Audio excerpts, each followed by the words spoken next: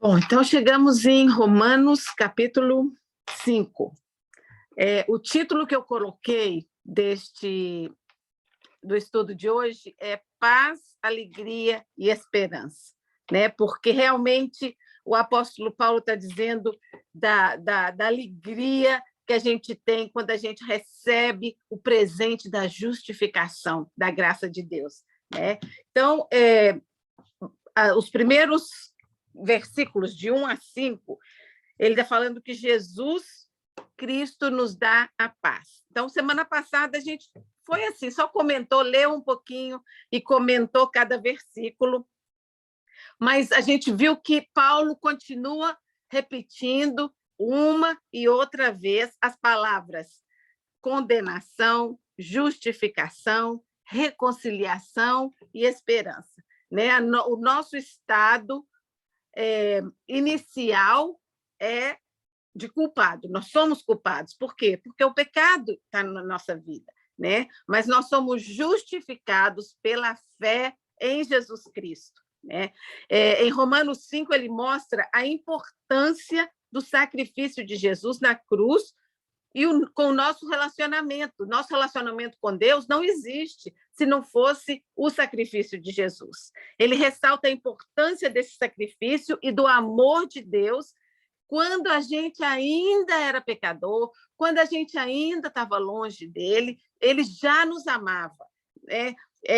Eu tenho a minha experiência desse fim de semana foi muito interessante, porque eu fui nesse concerto com o JT e, sabe, não tem nada a ver comigo, nada, nada, nada. Não entendo por que ele quis que eu fosse com ele, mas eu acho que eu tinha que ter ido.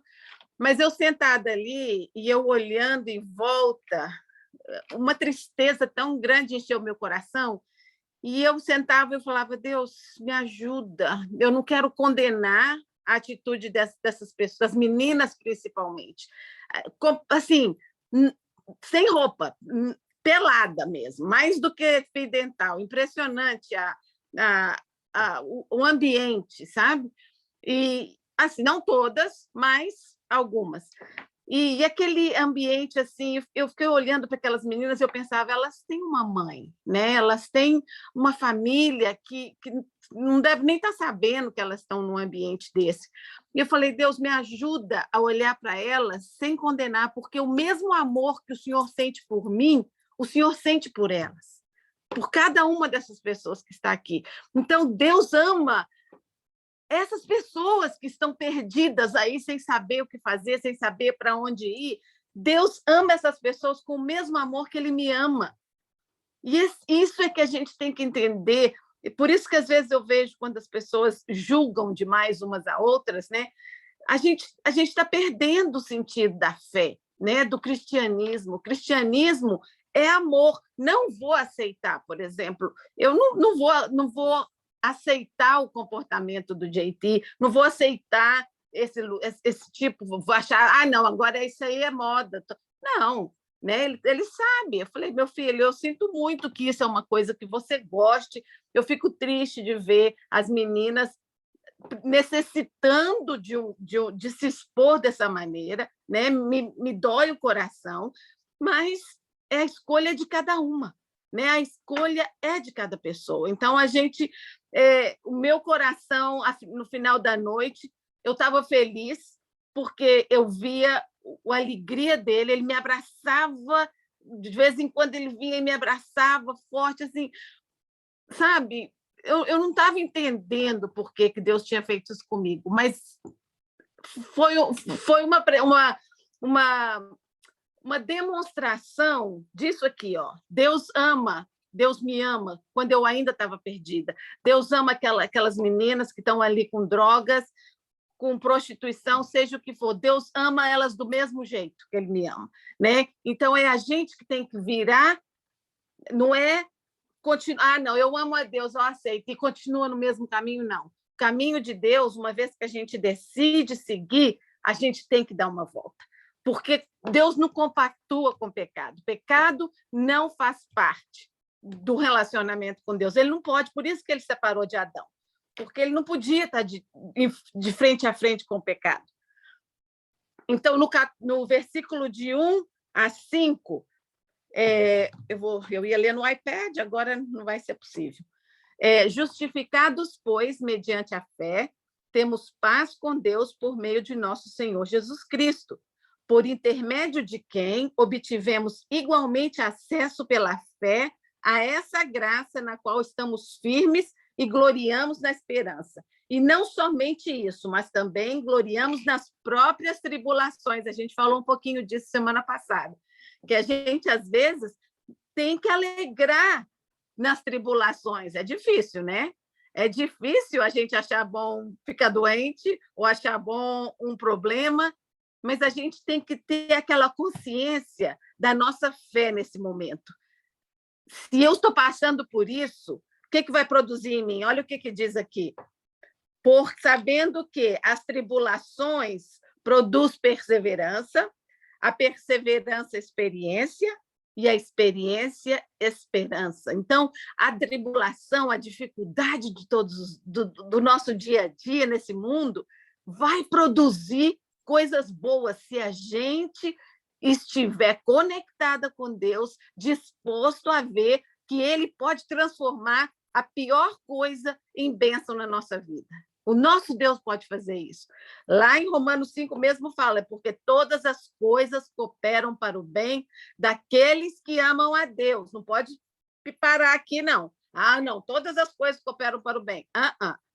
Cooperam para o bem daqueles que amam a Deus. Né? Então, quando eu amo a Deus, eu tenho consciência que a vontade dele é perfeita, eu vou conseguir ver alguma coisa boa. Eu escrevi até essa semana na nossa devocional, quando Jesus estava no Getsemane, né? Ele perguntou para Deus se tinha outro jeito, né? Ele estava ali, será que não dá para fazer de outra maneira? Então, a gente pode questionar essas coisas com Deus, a gente pode expressar nosso desejo a Deus, mas o final da nossa oração é que a sua vontade seja feita, meu Pai. Então, a vontade de Deus em Jesus, de passar por tudo que ele passou, o que fez? Nos justificou, nos deu acesso à salvação, nos deu acesso a Deus. Né? Então, cada provação, cada tribulação que nos acontece é uma oportunidade da gente crescer, da gente desenvolver a nossa fé, né? De produzir mais esperança, mais proximidade com Deus. Do versículo 6 ao 10, ele vai ressaltar aquela parte que Jesus morreu pelos ímpios, morreu por aqueles que nem ainda pensaram que ele existia, por aqueles que maltrataram, até por Judas, se ele tivesse se arrependido. Né? Então, assim, Jesus morreu por todos, antes da gente ter recebido, antes da gente ter reconhecido, ele já nos amou e já morreu para nos justificar. A gente comentou isso por um amigo, por um filho, né? A gente podia até fazer o sacrifício de morrer. Agora, por um inimigo, por alguém que te maltrata, por alguém que te empurra para lá, te põe numa cruz, aí já fica mais difícil, né? Só mesmo Jesus, só Deus, o seu grande amor, para nos fazer isso. Do versículo 11 ao 17, ele vem outra vez. A gente viu no Romanos 3, né, que ele falou, todos pecaram, carecem da glória de Deus. Romanos, agora, de 11 a 17, ele vai falar de novo. Vamos ver o que ele fala aqui. Deixa eu pegar pegar essa tradução mais moderninha aqui. O pecado entrou no mundo por meio de um só homem, e o seu pecado trouxe consigo a morte. Como resultado, a morte se espalhou por toda a raça humana, porque todos pecaram. Antes de a lei ser dada, antes de Moisés, né? Porque Moisés foi o que recebeu a lei, já existia pecado no mundo. Porém, quando não existe lei, Deus não levou em consideração o pecado. Então, por exemplo, aquelas pessoas que pecaram antes da lei vir, Deus não pode punir elas com muita severidade, porque eles não tinham um parâmetro, eles não sabiam, que era certo, o que não era, o que agradava a Deus, o que não agradava. Então, quando Deus escolheu o seu povo, ele separou esse povo para se revelar e mostrar para esse povo o que era agradar a Deus, o que era um relacionamento com Deus. E a gente vai falar daqui a pouco por que Deus criou o homem, né? Então, vamos continuando aqui. O pecado trouxe sobre nós a ira e a condenação de Deus, né? Não era uma ira pessoal contra a Elcio, contra a Fátima, é a ira contra o pecado, contra Satanás, que veio e enganou, e a mulher caiu, e esse pecado se espalhou por toda a raça humana, né? Então, a ira de Deus é contra isso. Por quê? Porque Deus criou o mundo lá no Jardim do Éden e criou o homem para a perfeição, para um relacionamento maravilhoso. Deus nunca queria que nós soubéssemos o que é sofrer, o que é uma enfermidade, o que é uma lágrima, o que é uma briga. Deus não queria que a gente experimentasse isso. Por isso que Deus falou, não toquem nessas duas árvores. Imagina o tamanho do jardim. 2 árvores. Deus falou para não tocar. E os 2 lá, né, não conseguiram ficar sem tocar. Então, isso aqui, o que me comove é isso, sabe, gente? Que Deus não queria que nós experimentássemos sofrimento. E se o pecado não tivesse entrado no mundo, a gente nunca ia saber o que é sofrer, o que é tristeza, o que é trabalho duro, o que é dor de parto. A gente não ia ter isso. Tudo ia ser tão mais lindo, tão bonito, né? Mas a gente tem que ter esperança, porque nós vamos chegar lá um dia. Contudo, em um certo momento, o homem foi enganado por Satanás, que questionou as intenções de Deus com respeito às 2 únicas coisas no jardim que não podiam ser tocadas. Então, olha lá como que a serpente chegou. A serpente não chegou vestidinha de capetinha, né? Porque se ela chegasse, a Eva ia mandar ela para correr rapidinho, né? Mas ela era bonita, atrativa, sedutora.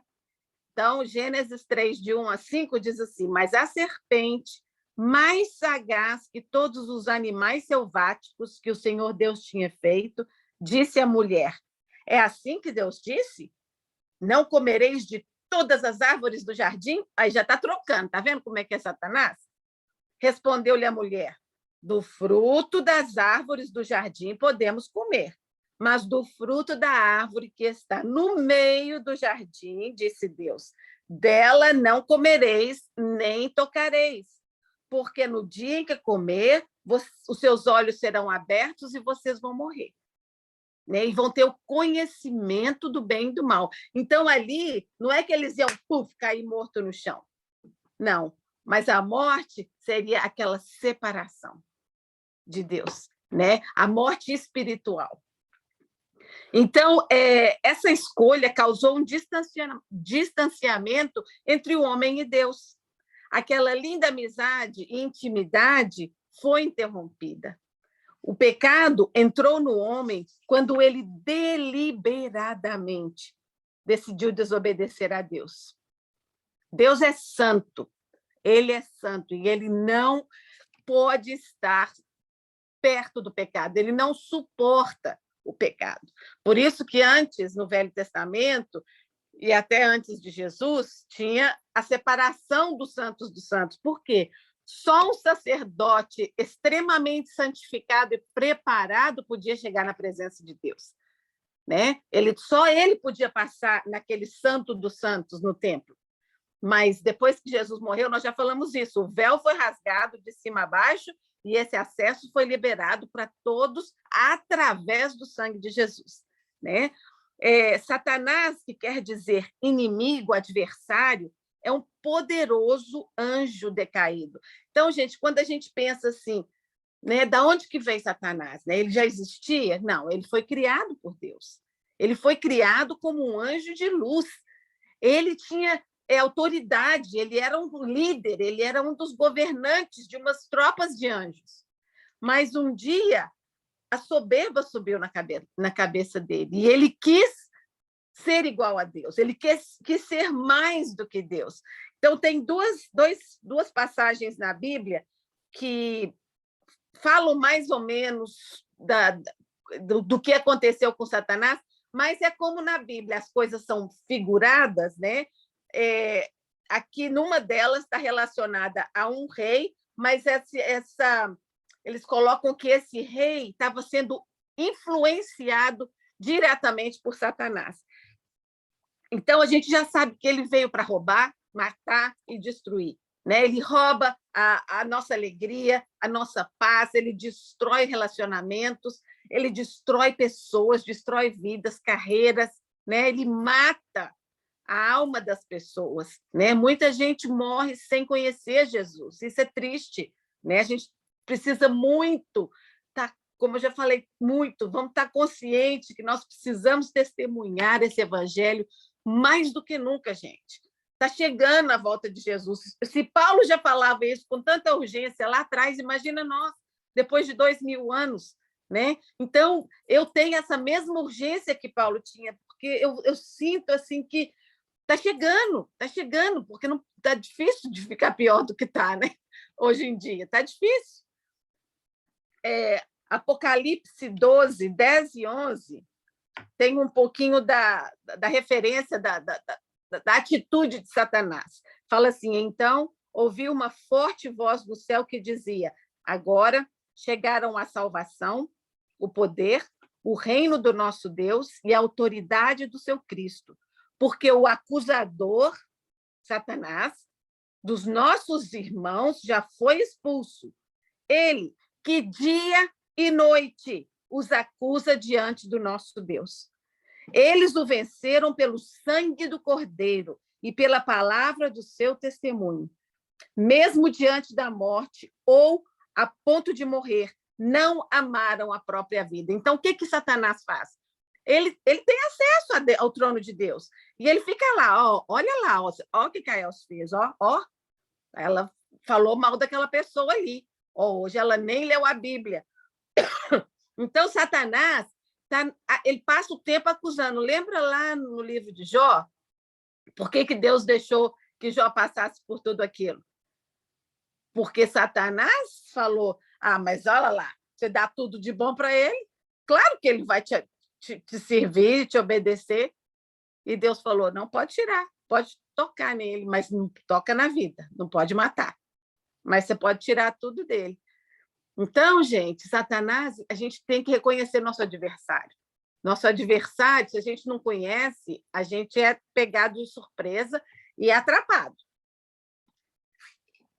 Então, vamos estar de olho aberto, e com a armadura de Deus, que está lá em Efésios, nós já estudamos da armadura, né? Revestidos, essa armadura, a gente vai encontrar aqui, ó, armadura para a cabeça, armadura para o coração, armadura para o corpo, armadura para os pés, para guiar pelo caminho certo. A armadura de Deus, a gente tem que estar vestida nela quando a gente sai da cama todo dia. Lá em 1 Coríntios diz assim, pois assim como Eva foi enganada pelas mentiras da cobra, da serpente, eu tenho medo que a mente de vocês seja corrompida e vocês abandonem a devoção sincera e pura de Cristo. Então, a serpente é astuta. Satanás é astuto. Ele não vai chegar diante de você te mandando, te sugerindo fazer uma coisa que na sua cara é claro que você não vai fazer. Ele vai torcer aqui e ali. Até com Jesus ele fez isso. Lembra com Jesus, lá quando Jesus foi tentado? Ele tentou, assim, né, de mansinho, chegar, né? E Jesus resistiu com o quê? Qual foi a arma de Jesus? A palavra de Deus. Ele voltou lá no Velho Testamento e usou a palavra de Deus para resistir às tentações do diabo. O Velho Testamento indica que Satanás, então, foi criado por Deus, né? Ele foi uma criatura de Deus, bonita, poderosa, né? Como todos os homens, mas que no seu momento escolheu. E ele não foi sozinho, não. Levou um monte de anjos junto com ele. Então, não foi uma coisa... Depois vocês leem nesses versículos que eu deixei aí no estudo, dá uma lidinha mais ou menos de como que foi, né, a queda dele. Apocalipse 12, de 7 a 9, diz também... Isso aqui eu ainda não estou muito segura se já aconteceu, se está falando de quando aconteceu ou se é o que ainda vai acontecer, porque Satanás vai ser destruído para sempre, né? E é por isso que ele está tão furioso, porque ele tem pouco tempo para fazer as coisas ruins dele fazer, porque o tempo dele está acabando. Então, em Apocalipse 12, fala assim: então houve guerra no céu, Miguel e os seus anjos batalhavam contra o dragão. E o dragão e os seus anjos reagiam, mas estes não prevaleceram. O dragão é o diabo, tá? E perderam seu lugar no céu. E foi expulso o grande dragão, a antiga serpente, chamada Diabo e Satanás, que engana todo mundo. Eles e seus anjos foram expulsos, lançados à terra. Então, aqui eu ainda não sei muito bem se é o que aconteceu quando o Satanás caiu, ou se ainda vai acontecer. É importante conhecer o nosso adversário em todas as áreas da vida, no trabalho, na profissão, no esporte, nas guerras que a gente vê, né? Então, a gente vê, por exemplo, a Ucrânia está agora lutando com a Rússia, né? Então, tem uma estratégia, eles têm que conhecer o inimigo, eles têm que conhecer as estratégias do inimigo, né? No esporte, né? Você tem um adversário, você vai conhecer as fraquezas do adversário, você vai se esmerar para vencer o adversário, né? No trabalho, na profissão, você tem que ficar de olho na concorrência, né? E é a mesma coisa na nossa vida cristã. A gente tem um adversário que passa o tempo todo procurando um jeito de nos abater, de nos abalar, né? Então, a gente, às vezes, dá umas balançadas, mas a gente levanta. Por quê? Porque quando eu sou fraco, aí é que eu sou forte. Por quê? Porque a minha força não vem de mim, a minha força vem de Deus. Eu tenho essa armadura comigo e eu sei a quem eu vou chamar para me ajudar, né? Ele continua a trabalhar contra nós e a sua tentativa de dominar a humanidade. Jesus nos deixou a missão de continuar essa guerra e resistir a Satanás.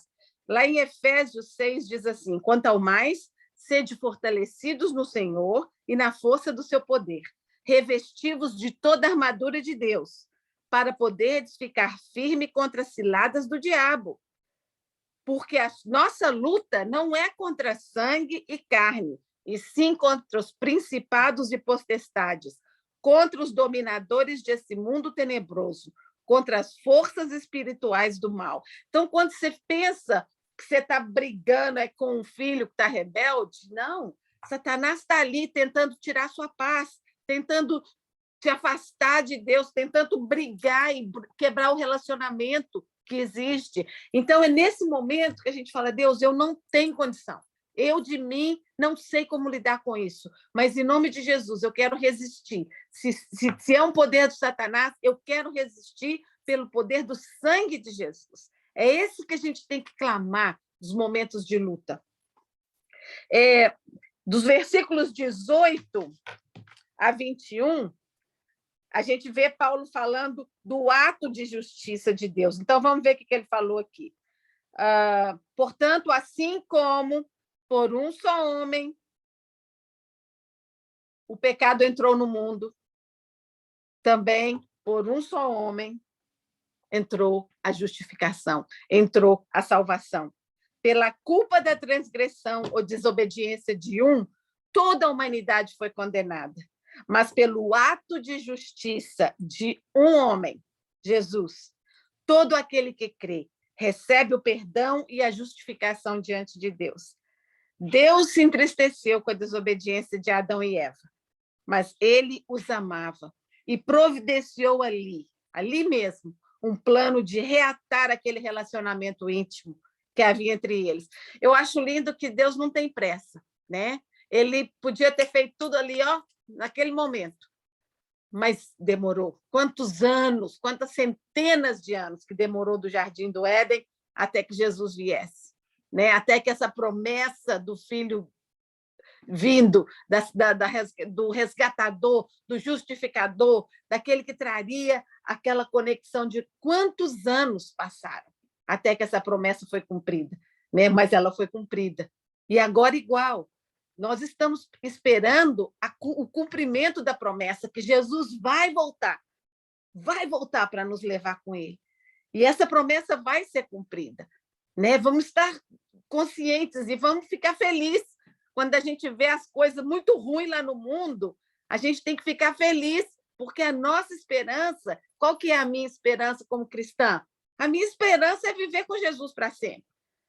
Essa é a nossa esperança, né? Graças a Deus, por intermédio de Jesus Cristo e por meio dele, temos acesso à reconciliação e à esperança da ressurreição, do novo céu e da nova terra. Então, lá em Gênesis 3, olha só como que foi na queda do homem. E o Senhor Deus fez roupas de peles para Adão e a sua mulher e os vestiu. Então disse o Senhor Deus: agora o homem tornou-se como um de nós lá do céu, né? Conhecedor do bem e do mal. Não suceda que estenda a mão e tome também da árvore da vida, coma e viva eternamente. Então, por que Deus tirou Adão e Eva do jardim? Porque ainda tinha a árvore da vida lá no jardim. E se eles fossem lá e comessem daquela fruta, eles iam viver para sempre. E a gente não pode viver para sempre nesse mundo de pecado. A gente precisa de uma restauração. Olha onde nós vamos comer essa fruta da árvore da vida. Nós vamos comer dessa fruta. Lá em Apocalipse 21, olha o que diz, que maravilha. Ai, que vontade que eu estou de chegar lá. O novo céu e a nova terra. Depois, viu o novo céu e a nova terra. O primeiro céu e a primeira terra tinham desaparecido. O mar já não existe mais. Vi também a cidade santa, a nova Jerusalém descida do céu, da parte de Deus. Ela estava vestida como uma noiva, enfeitada com o seu marido. Então, ouvi a voz, uma voz forte que vinha do trono dizendo: agora a morada de Deus vai ser com os homens. Deus habitará com eles e serão povos de Deus. Então, o próprio Deus estará com ele e estará com eles e ele lhe será por Deus. Deus enxugará as lágrimas dos seus olhos e a morte já não existirá. Não haverá mais luto, nem choro, nem dor, porque as coisas velhas já passaram. E aquele que estava sentado no trono disse: olhem, eu estou fazendo tudo novo. E acrescentou: escreva isso, porque essas palavras são verdadeiras e dignas. E ainda disse: e tudo está feito. Eu sou o Alfa e o Ômega, o princípio e o fim. A todos os que têm sede, eu darei de beber de graça da fonte da água da vida. Aquele que vencer herdará todas as coisas e eu serei o seu Deus e ele será meu filho. Entretanto, aos covardes, aos incrédulos, aos pervertidos, aos assassinos, aos que praticam imoralidade sexual, os que praticam feitiçaria, os que adoram ídolos, e todos os mentirosos terão a sua parte no lago que queima com fogo e enxofre. E essa é a segunda morte. Então, esse aqui, gente, é o final da nossa história. Final da história do cristão e do que não é cristão. Infelizmente, são duas histórias, né? A gente vai falar disso daqui a pouco. Esse mundo que a gente vive tem dois times, o time de Adão e o time de Jesus. Né? O time de Adão, a gente já nasce nesse time de Adão. Todos nós nascemos parte do time de Adão. Mas quando a vida vai passando, a gente tem a opção de escolher passar para o time de Jesus. E a gente já sabe que o time de Jesus é o time vitorioso.